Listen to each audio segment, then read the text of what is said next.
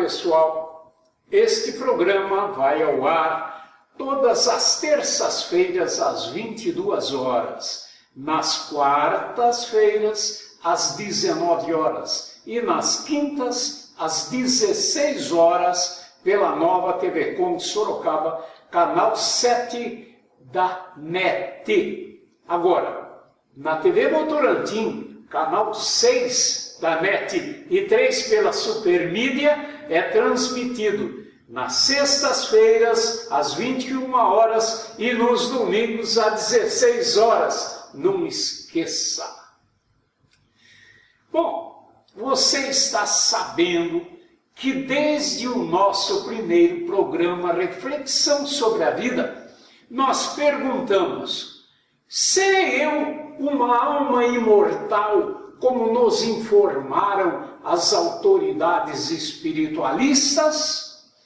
Ou sou um mero epifenômeno da matéria, uma espécie de excremento do cérebro que finda, que acaba com a morte, tal como ensinam as autoridades materialistas?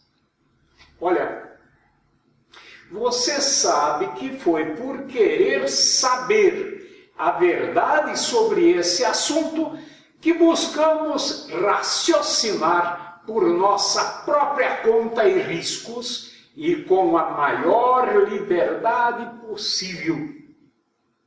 Foi por isso que nós fizemos um experimento científico aqui e provamos empiricamente que sou um eu aqui e que você é um eu aí. É ou não é? No experimento, então, que nós fizemos, nós provamos que eu existo na realidade natural, enquanto um eu que sente e que pensa sobre tudo aquilo que sinto ou sente. Provamos, então, vocês lembram que eu sou um ser inteligente aqui. Pode não parecer, mas sou. Assim como você é um eu daí e também inteligente. E todo mundo também é um ser que sente e pensa. Aliás, se tiver alguém que negue que o eu existe, está admitindo que é um eu, mas bem pouco inteligente. Porque esta existência do eu é incontestável e inegável. É uma existência individual. E por isso demos ao eu o seu correspondente valor exato, matemático, de presença e de verdade. Lembra? Valor 1.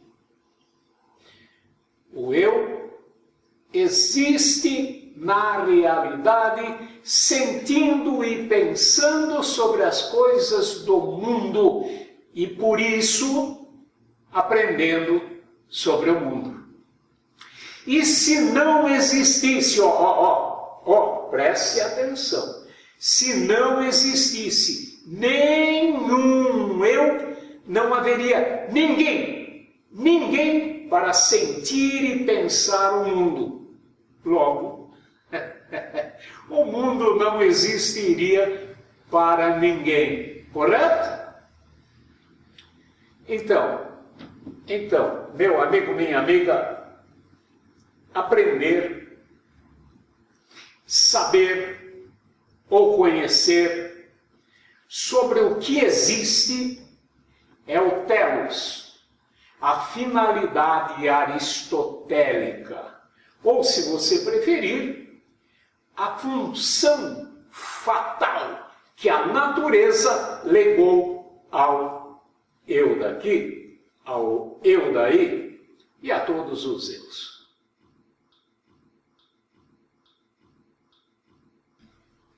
Ora, no confronto entre o espiritualismo versus o materialismo, está em questão saber se o eu morre ou se continua após a morte.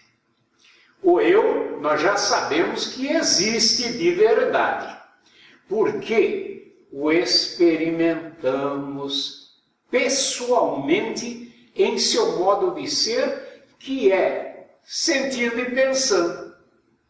Mas a morte, nós nunca experimentamos pessoalmente.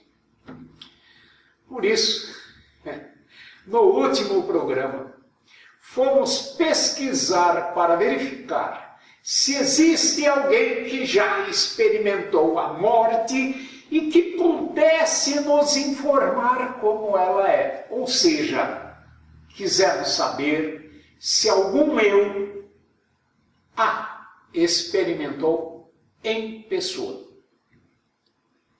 Deputado estadual Carlos César, o senhor já experimentou a morte? Olha, essa pergunta é uma pergunta que só pode experimentar a morte aquele que realmente passou por ela, e o único que passou por ela foi Jesus, que ressuscitou. Senhor Marcelo, o senhor já experimentou a morte? Graças a Deus, não. Bom dia, Márcio Rodrigues. Você já experimentou a morte? Graças a Deus, não. Afinal, nós queremos agir como todo cientista que se preza. E o cientista que se preza não afirma nada sobre aquilo que não comprovou experimentalmente. Ele só afirma depois de experimentar. Curiosamente, na nossa pesquisa, nós não achamos ninguém que tivesse experimentado a morte. E você se lembra que desde o nosso primeiro programa viemos provando que todas as pessoas comuns e cientistas, experimentam pessoalmente a existência do eu. Apesar disso, não encontramos nenhum eu que tenha experimentado a morte. E então, já que nenhum eu sentiu, viu, mediu ou pesou a morte, nós concluímos que ninguém tem autoridade para falar de modo científico ou leigo sobre o que é a morte. Isto nós vimos no programa passado. Mas a lógica matemática da razão rigorosa pode nos informar também sobre a verdade da morte. Por isso nós fomos buscar saber qual é a definição da palavra, descobrindo o exato significado do conceito, podemos ter uma boa ideia de qual é a identidade a que se refere a morte.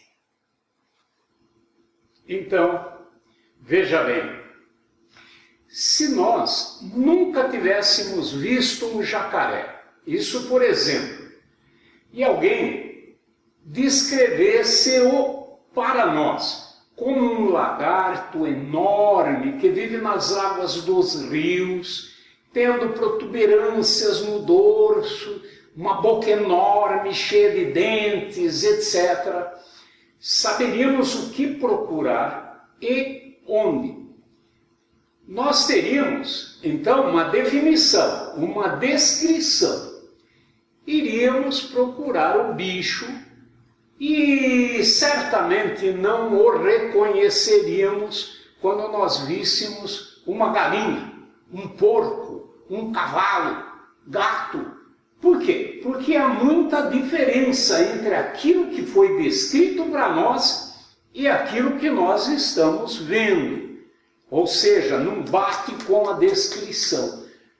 Porém, vendo um bicho semelhante àquilo que foi descrito no zoológico, nós iremos, tal como Arquimedes. Eureka! Eis aí um jacaré!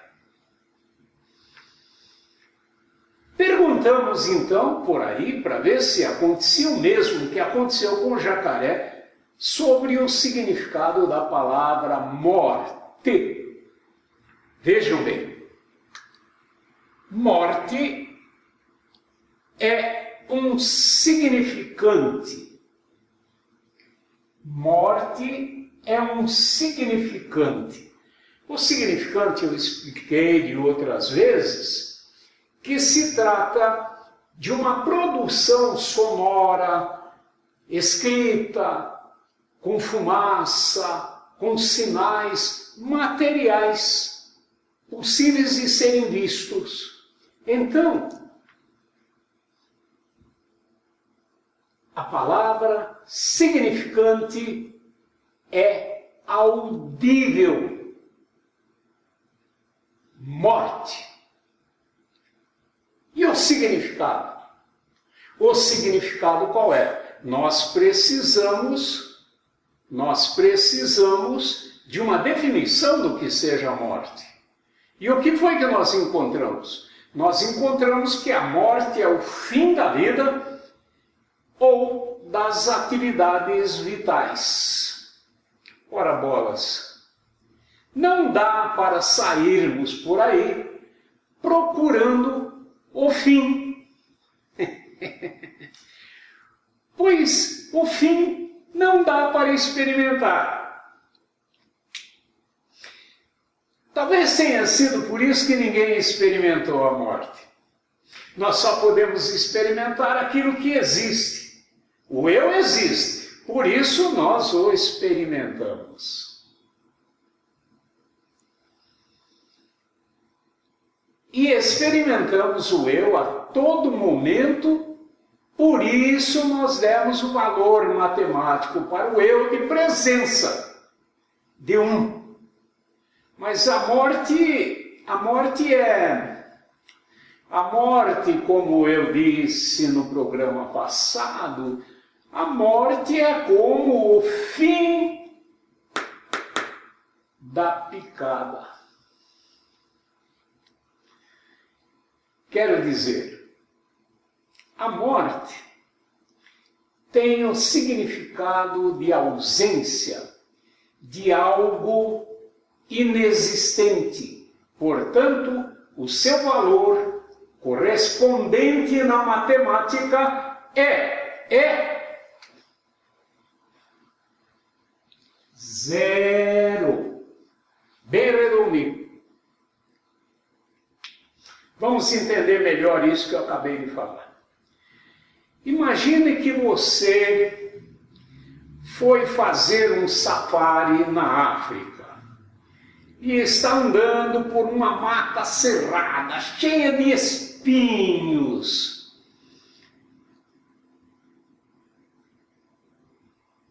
Uma mata virgem. Uma mata virgem. E o guia que você contratou vai na sua frente, derrubando o mato com golpes de facão. O seu guia vai abrindo uma picada para você passar. Picada, então, é esse caminho estreito, aberto a facão. E você anda, e de repente se vê no fim da picada. No fim da picada, numa mais picada. O seu guia, aquele filho da mãe que devia ter cortado o mato espinhoso para você passar, em vez disso, o que ele fez?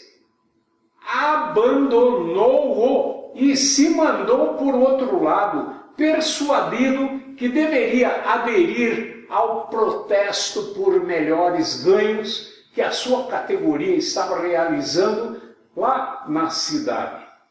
E ele se foi sem terminar o serviço. O mato espinhoso está fechado na sua frente. e está impedindo que você prossiga. Veja bem, o que é que existe? É só o mato que existe. A picada é justamente o caminho em que o mato está ausente. Pegou isso aí? O que existe na sua frente é um emaranhado de mato. Mato espinhoso.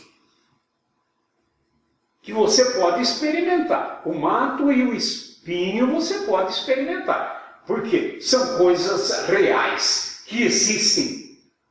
Então, daí porque o cientista e o filósofo que se preza, para evitar esse tipo de confusão, ele não define por negação. Ele só define uma coisa afirmativamente. Por quê? Definir por negação seria mais ou menos o sujeito descrever o jacaré como uma não pedra, um não biscoito, uma não galinha, um não porco e assim por diante. Sabe quando que a gente ia achar o jacaré? Nunca. Então, o fato é que nós continuamos com o problema da morte. Mas, olha, veja bem, não fiquem tristes ali, porque nós não experimentamos a morte. O melhor é a gente começar a se alegrar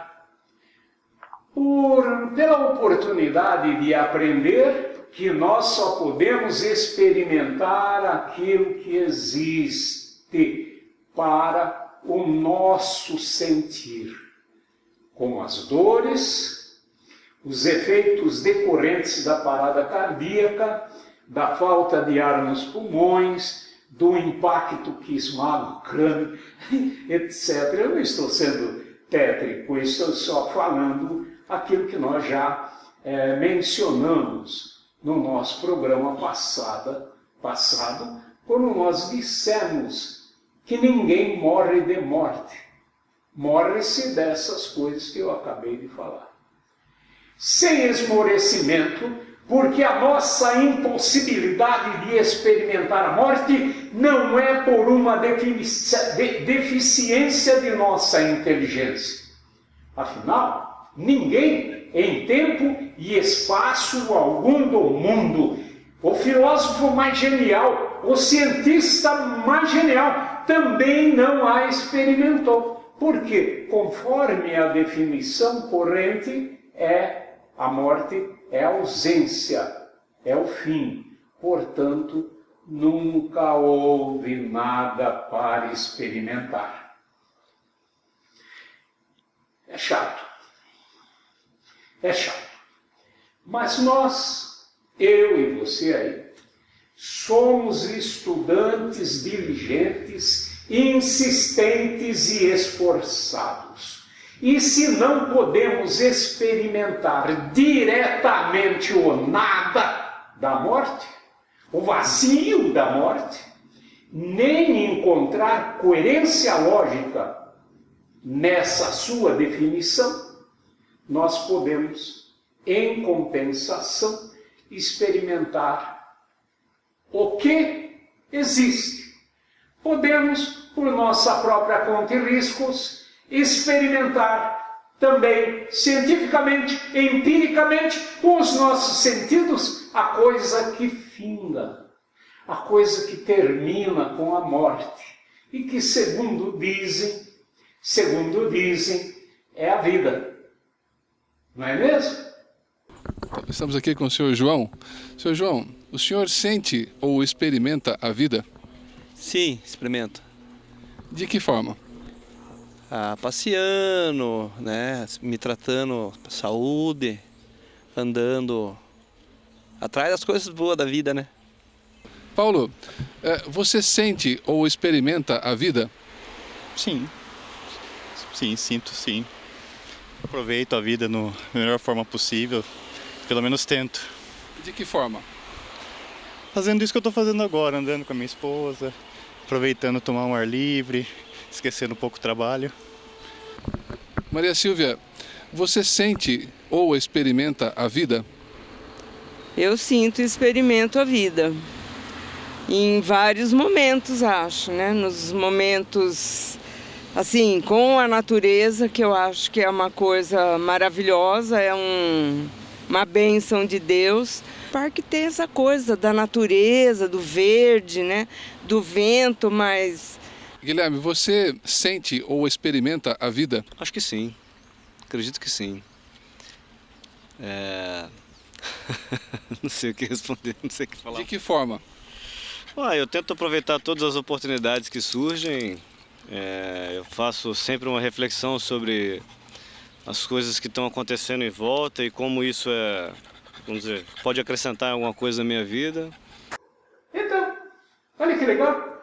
Vamos substituir esse tema de estudos desanimado e que desanima por um outro mais animado e que anima. Olha, eu aqui e você aí estamos animados, porque experimentamos a vida, certo? Certo? Certo? Sim. Sim, mas que bobagem. Quando alguém diz que sente a vida, é porque está sentindo outras coisas. Está sentindo a respiração, está sentindo o amor, o sabor da comida, etc. O problema é que considera iguais coisas que são completamente diferentes. De novo, respiração, amor, sabor, etc. não é vida.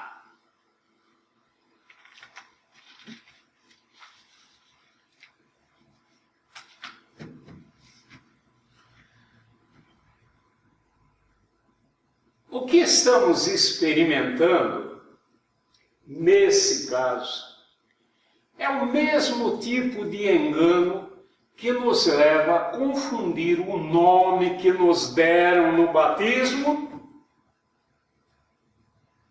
ou aquele nome que foi dado àquilo que nós fazemos. Lembram da Manola de Estéfano, que dizia que ela era Manola de Estéfano e era cantora? Ela não era nem cantora, nem Manola. Ou era, sei, é o que nós estamos estudando.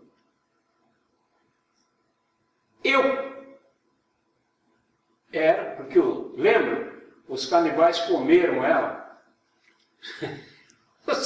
Os canibais comeram ela. Então, era ou é um eu.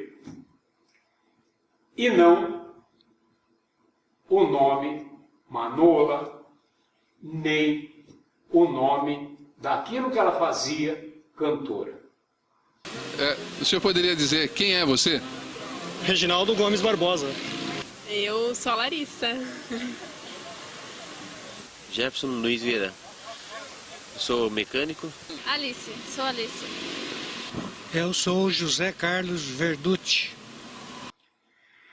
Então, a parada cardíaca, cerebral, esfriamento do corpo, etc., também não é morte. O que é? É simples, é parada cardíaca, cerebral, esfriamento do corpo, etc.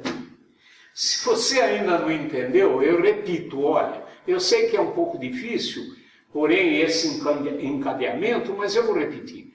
Olha, eu sinto a respiração, o amor, o sabor, etc.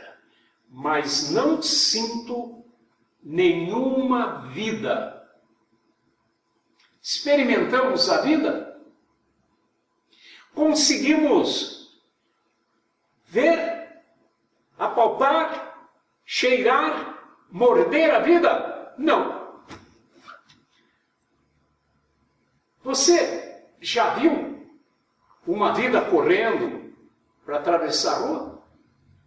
De um canto para outro? Não, nem eu. Já apertamos a mão da vida? Ou lambemos a vida? Também não. Só sentimos ou experimentamos a respiração, o andar, o correr. Afinal, o sentir e o que pensamos e falamos sobre os movimentos corpóreos. Na verdade, repetindo, na verdade, experimentamos as atividades sentimentais e pensantes do eu em sua relação existencial com aquilo que não é eu. Então, o eu e suas atividades primordiais, fundamentais, são sentir e pensar. E o que é que ele sente e o que é que ele pensa? Ele pensa sobre tudo aquilo que ele sentiu, de tudo o que ele sentiu, que não é eu. Não é simples. Então, olha, de novo. O eu daqui e o eu daí só tomam contato direto com as sensações e com os pensamentos que produzem a respeito das coisas que sentem. Ó, de novo, para que a gente decore isso aí. O eu pensa. E ao pensar, cria valores e interpretações a respeito das coisas que sente. Interpretações intelectuais, pensantes. E o problema surge quando ele pensa, o eu, usando as interpretações alheias que deram para ele pensar. Aí azar. Aí o problema é esse que nós estamos enfrentando.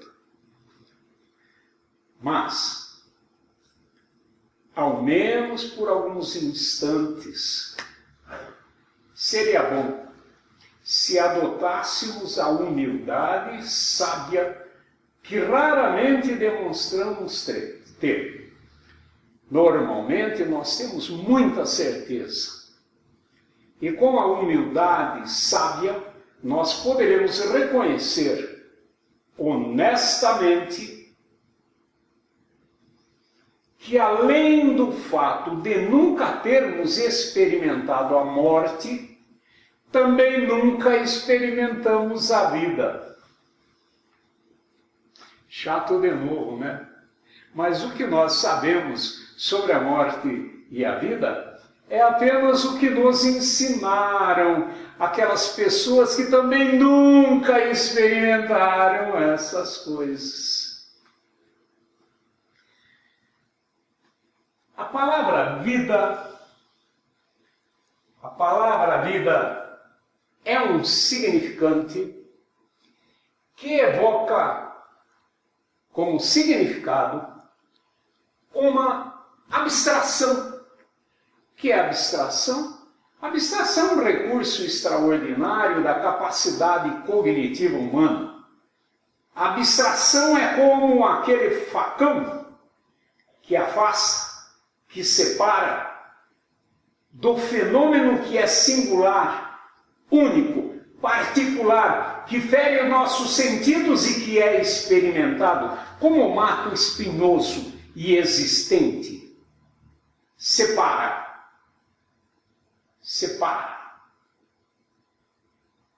E deixa no seu lugar uma ideia. Repetindo, com o facão, separa o mato deixa no seu lugar a ideia de picada que foi definida por um fim, o fim da picada, o vazio, não é verdade? Então, é abstraindo também, para deixar mais claro isso, que nós separamos a cor vermelha da flor, da rosa. E depois declaramos a existência artificial do vermelho, que não existe isolado na realidade natural. Não existe isolado sem o suporte material corpóreo, do qual a cor foi separada por um golpe. Golpe, credo. Eu estou dizendo um golpe do facão afiado, do pensar afiado. Você lembra quando eu falei no programa passado que no curral tinha 30 carneiros e que você, indo lá, poderia experimentar com os seus sentidos apenas os carneiros, não o 30? Então, 30 também é um artifício do conhecimento, uma abstração que só existe na realidade artificial, como uma criação da nossa mente. Mas não existe 30 na realidade natural. Do mesmo modo, um corpo não pode apresentar o fim da vida, porque a vida está ausente do que experimentamos na natureza, já que também é uma abstração como o 30.